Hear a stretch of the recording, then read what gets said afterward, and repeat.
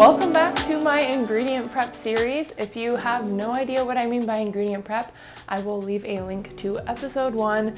This is episode 2, and we are focusing on one of my all-time favorite ingredients, tofu.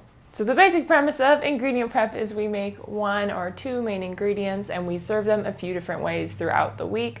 The goal is to make prepping meals a little simpler without having to make all of your meals at once.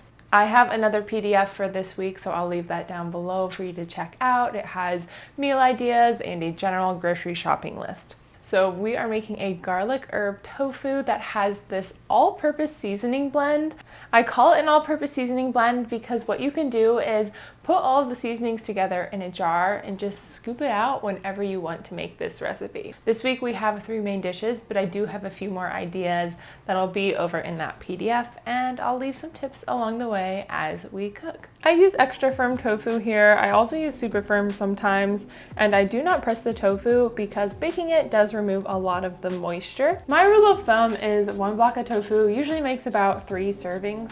So if you are making this for the entire week just for 1 person, I recommend making 2 blocks of tofu. So you would just double this recipe. But I do like to wrap it in a paper towel or a clean dish towel and just firmly press it to remove some of that moisture. This isn't going to remove as much as if you were actually pressing it, but it does make it so that when we toss it in oil, it actually sticks to the tofu instead of the tofu being really wet. And I'm slicing this tofu into 1-inch cubes. And now for our spice blend, which is what brings life to this entire recipe. We're using a fair amount of seasonings here, but they are pretty standard seasonings I'd say most people have on hand already. And nutritional yeast adds a little bit of crispiness to the outside of the tofu, but it also has a huge impact on flavor. It's a little cheesy, it's kind of nutty. Now once you have that ready to go, let's go back to the tofu, which I've put on a parchment paper lined baking sheet. I'm going to toss it with some apple cider vinegar. Vinegar may seem like a strange addition here, but it adds a nice tang to the tofu. And I'm also tossing it with a little bit of oil and all of those seasonings.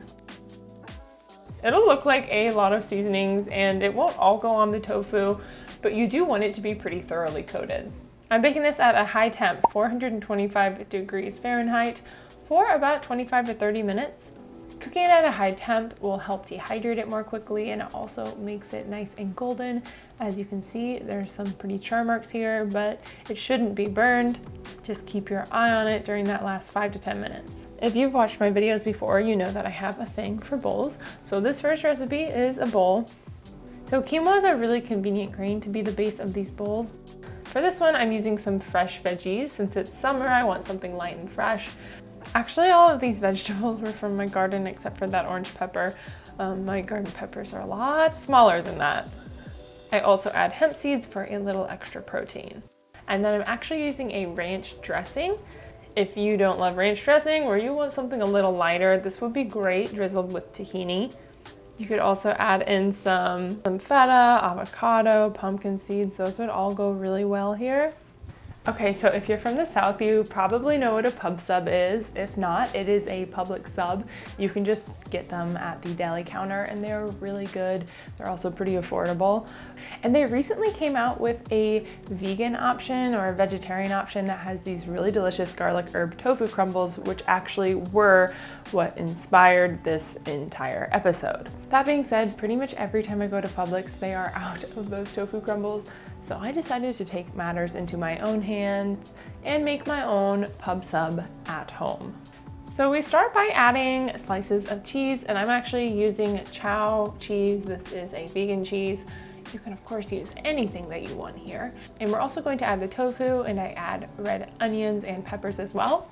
Throw this in the oven at 350 for 10 minutes. The goal here is to toast that bun and melt the cheese. Keep an eye on it. Vegan cheese does tend to have some issues with melting in comparison to dairy cheese. And from here, I just add some really classic sandwich ingredients. I'm doing a really seedy mustard and also some vegan mayo, another condiment that I just always have on hand. Cucumbers, of course, because that's the only thing my garden seems to be growing this year, and some fresh tomatoes. I did some iceberg lettuce because the crunchiness just sounded so good, but you could do spinach, romaine, etc.